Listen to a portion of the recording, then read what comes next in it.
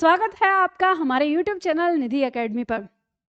जैसे ही आप लोग देखते हैं, कुछ प्रश्न मैं आप लोगों को जो देती हूँ प्रतिदिन, उन प्रश्नों में से 2 प्रश्न आज मैंने लिए हैं जिसमें हमारे छात्रों को बड़ा ही कंफ्यूजन हो रहा है। तो यहाँ मैं आप लोगों को उन प्रश्नों का हल बताने वाली हूँ। जैसे कि एक ये प्रश्न दिया हुआ है कि अरे बच्चों, बिजली के तार से दूर रहो, इस वाक्य में के कौन सा कारक है? विकल्प आपको दिया गया है, संबोधन कारक है, करण कारक है, संबंध कारक है या अपादान कारक है। तो अभी इसमें लगभग 22,000 छात्रों ने यहाँ पर इसका उत्तर दिया है और 22,000 छात्रों में से लगभग 78% छात्रों ने इसका उत्तर संबोधन कारक दिया है, जो कि गलत है, और 5% छात्रों ने इसका उत्तर करण कारक दिया है, जो कि गलत है, और 12% छात्रों ने इसका उत्तर संबंध कारक दिया है, जो कि सही है, और 6% छात्रों ने इसका उत्तर अपादान कारक दिया है, इनका भी गलत है। इसमें अपादान कारक उत्तर देने वाले कुछ छात्रों ने कमेंट में यहाँ पर कुछ चीजें लिखी हैं कि इसलिए अपादान कारक होगा क्योंकि इसमें अलग होने का बोध हो रहा है या वगैरह वगैरह, ऐसी चीजें यहाँ पर कुछ दी हैं। तो अब मैं आप लोगों को यहाँ पर एक पॉइंट समझाती हूँ कि जो यहाँ दिया हुआ है प्रश्न क्या है, आपको पहले इस प्रश्न को समझना है।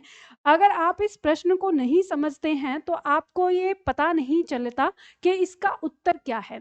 तो जिन छात्रों ने इसमें गड़बड़ की है, गलतियां की हैं, उन छात्रों को यह प्रश्न ही समझ नहीं आया। तो सबसे पहले मैं आप लोगों को इस प्रश्न को थोड़ा सा बड़ा कर लेती हूँ और आप लोगों को इस प्रश्न को समझाती हूँ कि आपको इस प्रश्न को समझना है। देखो, जो प्रश्न दिया हुआ है ये क्या कह रहा है, हम पहले प्रश्न पढ़ते हैं। प्रश्न कह रहा है कि अरे बच्चों, बिजली के तार से दूर रहो, इस वाक्य में के। तो प्रश्न कह रहा है ये जो के कारक चिन्ह है, इसमें कौन सा कारक है। अब प्रश्न ने तुमको पहले ही हिंट बता दी है यहाँ पर कि वह कौन सा पूछ रहा है।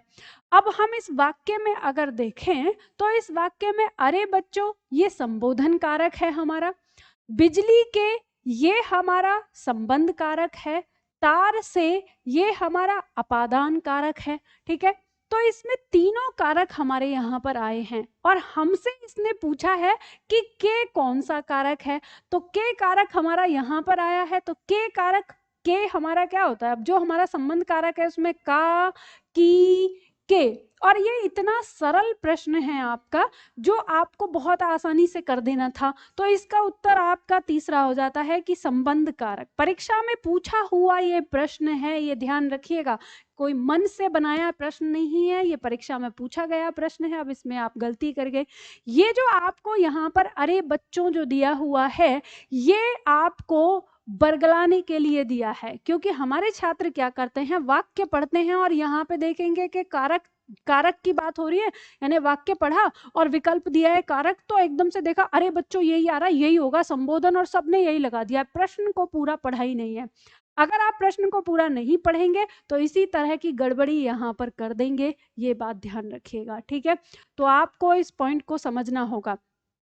अब किसी छात्र ने कमेंट में ऐसे भी लिखा था कि यहाँ पर ये जो के है, तो ये के अलग होने का भाव दे रहा है। देखो, आप लोग अलग होने का भाव या पास होने का भाव ये नहीं समझ पाते कि किसके साथ हो रहा है। कारक चिन्ह के बारे में मैंने आपको हमेशा बताया था कि जो हमारे कारक चिन्ह हैं वो 8 प्रकार के कारक चिन्ह हैं। 8 में से 7 कारक जो हमारे होते हैं, तो वो कारक यानी वो कैसे होता है, पहले होता है कारक और फिर उसके तुरंत बाद होता है उसका कारक चिन्ह। तो जो हमारे प्रथम 7 हैं उनमें हम पहले कारक देखते हैं और उसके बाद उसका कारक चिन्ह देखते हैं, और जो अंतिम 8वां है हमारा, उसमें पहले कारक चिन्ह होता है और अंत में उसके बाद उसका कारक होता है। ठीक है, और वो 8वां कौन सा है, हमारा संबोधन। तो जैसे ही संबोधन में यहाँ पर अरे ये कारक चिन्ह है और यहाँ पर बच्चों ये इसका कारक है, लेकिन यहाँ हमारा जो दिया हुआ है बिजली के और तार से, तो ये से कारक चिन्ह है तो इसका कारक तार, और ये के कारक चिन्ह है और इसका कारक बिजली। तो हमें कारक चिन्ह से ही पहचान हो जाती है। तो यहाँ काकी के यानी बिजली के तार से, तो तार का संबंध बिजली से दिखाया गया है के द्वारा। तो यहाँ पर के अंदर आपका संबंध कारक ही होगा, ना कि अपादान। अब बात आती है अलग होने वाले पॉइंट पे कि जैसे मान लीजिए तार से दिया है आपका कि तार से, तो यहाँ आपके सामने समस्या आती है कि यह अपादान होगा कि करण।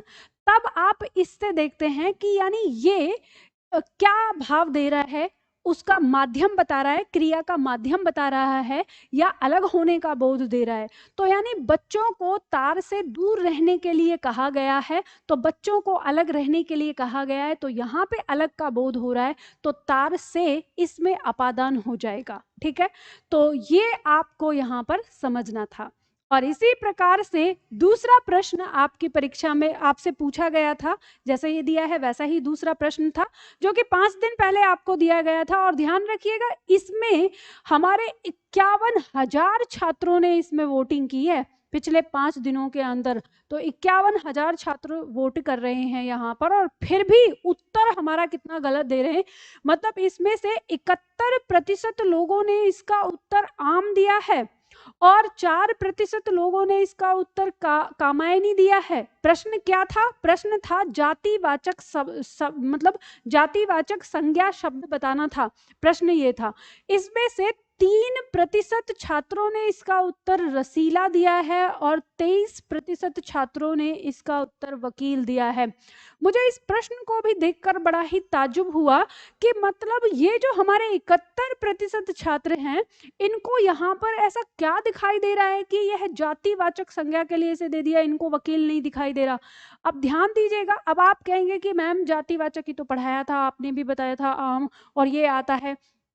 तो अब ये ध्यान दीजिएगा कि ये जो पॉइंट जब कभी आपका प्रश्न आएगा, मैंने कहा था कि विकल्प के आधार पर आपके प्रश्न का उत्तर जो है वो बदलता है।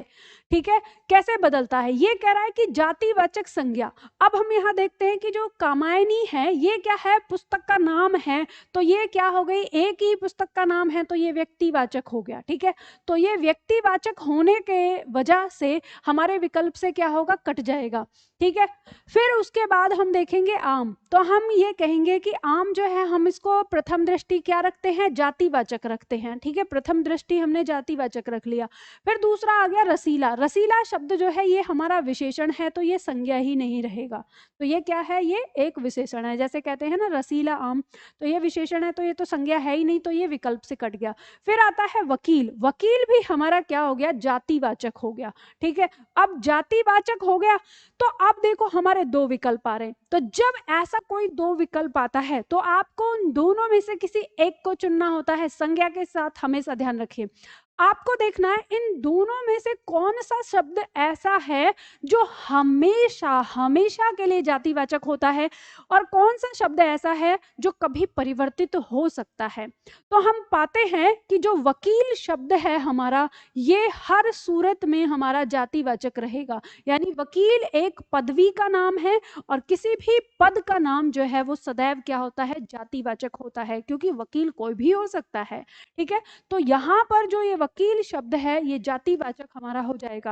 अब जो ये आम शब्द है ये कैसे बदलता है? तो देखो ये बदलता है, अगर हम कहें कि मुझे फलों में आम पसंद है, अगर मैं इसे फल में देखूं तो फल में आम व्यक्तिवाचक की तरफ बढ़ जाता है। मतलब फल हो गया जातिवाचक, और ये क्या हो गया? व्यक्तिवाचक की तरफ बढ़ जाता है। ठीक है, फिर दूसरा, तो एक यानी आम ने किधर अपने आप को बदल लिया? व्यक्तिवाचक की तरफ बदल लिया। फिर अगर हम ये कहें कि अगर मैं कहूं कि मुझे रास्ते में से 1 किलो आम लेना है, तो जैसे ही हमने अगर इसको 1 किलो इसके साथ यहाँ पर विशेषण लगाया, तो ये आम जो है हमें द्रव्यवाचक का बोध करा देता है, क्योंकि द्रव्यवाचक जो है जिसमें माप तोल वाले शब्द होते हैं वो हम रख देते हैं। तो मतलब हमें यहाँ पता चलता है कि जो ये आम शब्द है ये हमारा किसी परिस्थिति में द्रव्यवाचक हो जाता है, किसी परिस्थिति में ये हमारा व्यक्तिवाचक, यानी यहाँ पर हमारा क्या हो गया? व्यक्तिवाचक, जो मैंने अभी बताया था। तो किसी परिस्थिति में व्यक्तिवाचक हो जाता है, और किसी परिस्थिति में जातिवाचक होता है। कैसे कि अगर मैं कहूं कि मुझे रास्ते में से 1 किलो सिंदूरी आम लेना है, तो सिंदूरी आम कहते ही तो ये क्या हो गया, जातिवाचक हो गया।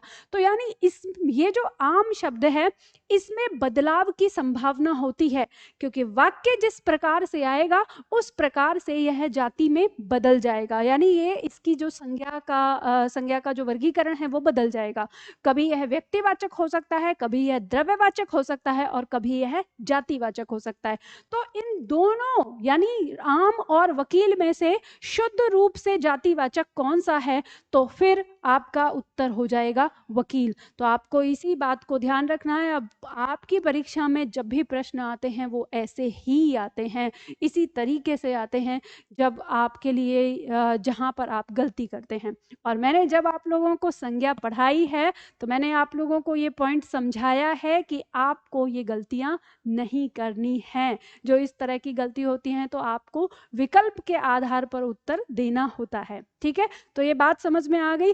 अब आप में से मान लीजिए अगर किसी छात्र को लगे कि मैम हाँ गलती तो हो गई है, लेकिन हमको हिंदी पढ़ने का मौका नहीं मिला या हम कहीं से हिंदी नहीं पढ़ पाए, तो हम आपसे हिंदी पढ़ना चाहते हैं। तो मैं आप लोगों की जानकारी के लिए बता दूं कि आज ही आपका नया बैच शुरू हुआ है सुबह 11:30 बजे। आपको वो बैच ऑनलाइन और ऑफलाइन दोनों मोड पे मिल जाएगा। ऑनलाइन के लिए आपको निधि एकेडमी ऐप डाउनलोड करना होगा और ऑफलाइन के लिए आपको दिल्ली मुखर्जी नगर आना होगा। ठीक है, तो और इससे संबंधित कोई भी जानकारी आपको लेनी है तो दिए हुए नंबर पर आप कॉल करिए और जानकारी ले लीजिए। कॉल करने का जो समय है वो आपका सुबह 9 बजे से लेकर शाम को 7 बजे तक है। ठीक है, तो चलिए आज के लिए इतना ही। फिर अगर आपको कहीं कोई समस्या होती है तो मैं आप लोगों को मिलती हूँ अगले वीडियो में।